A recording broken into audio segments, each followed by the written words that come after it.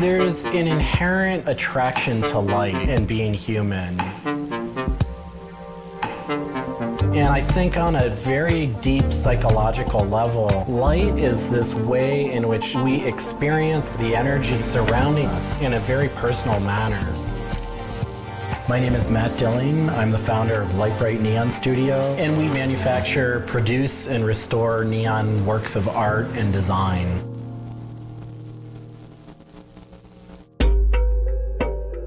Origins of the creative content of a lot of the work at Lite Brite comes from a variety of sources. Sometimes people come with a napkin sketch, some people come with an Adobe Illustrator file, and we have a whole design team who then we kind of work together to help create layouts of what it might look like.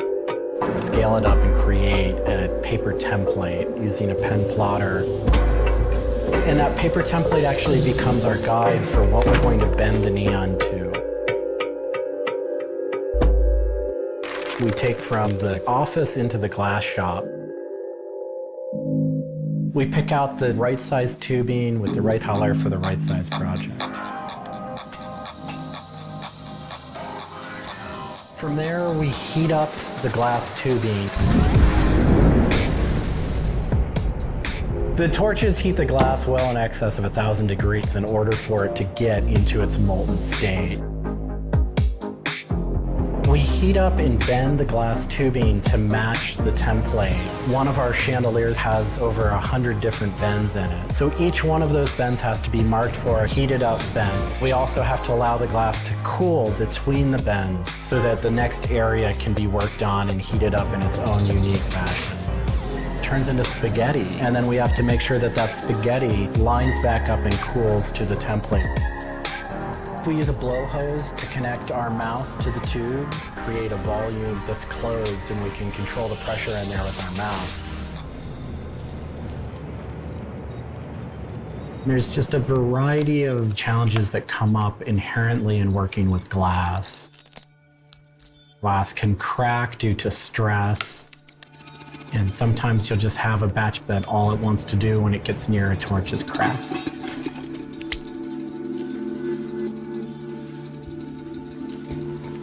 After we've bent various components, we have to go in using the crossfire or the hand torch and actually weld all of those pieces together. The last step on that is then to weld on electrodes onto either end. Each one of those steps is very, very specific. I draw inspiration from so many different experiences. It's hard to come up with one thing that's particular, but one of the ways that I really am able to connect with the creative is to float. Floating is a similar experience to meditation, to psychedelics. Going into a blackened room and laying out in a body of water and salt that's heated to your body temperature, and it allows for all sort of external stimulation to fall away. And your internal world really begins to bubble up and manifest. You really get to experience a different relationship to your mind.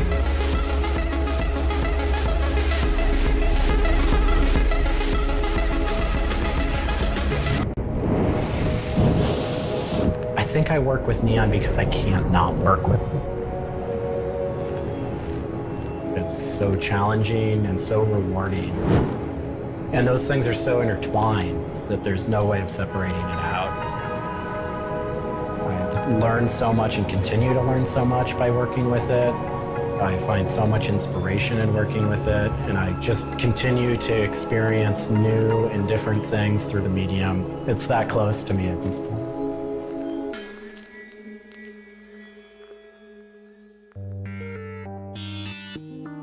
Once the neon tube is completed, we have to hook it up to our manifold for bombarding. The manifold is opened, a vacuum is drawn. We check the tube for leaks with our Tesla coil. We close the tube back off, and we heat it up using a very large and powerful transformer. As the tube is heated up, it releases anything that's not inert inside the tube, and we evacuate that out. We introduce the gas into it. and we seal the tube off, sealing into that tube whatever gas we introduced into it. I think my favorite part of making a neon light is when I see it lit up for the first time. Different gases, when electrified, emit different wavelengths of light. Neon gas is this very bright orange, fiery red color. Argon gas creates a very intense blue, but that light output that is produced can then be expressed in a different wavelength by coating the inside of the tubes with a phosphor coating that takes that one wavelength of light and emits a different wavelength. We bring it over to the aging table where we hook it up to an age-in transformer and allow it to settle, age the gas in that we've introduced to it. There's always a stray particle of something left inside the tube. But that time that the oxide coating can act to scrub whatever is left inside the tube while things are getting settled into place.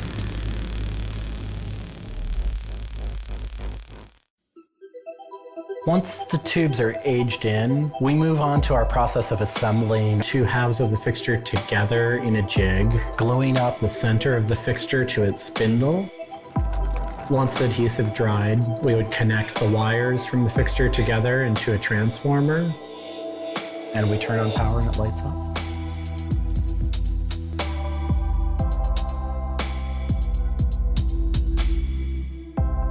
Part of what we love about what we do here is that we try and put out into the world the kind of things that we'd like to see. I still am surprised when it lights up. I'm still excited when I get to see it illuminated. There's an ineffable quality to it. To me, is this insight into the inner workings of the universe. It literally is. It's a way of looking at what is surrounding us in the cosmos in a new light.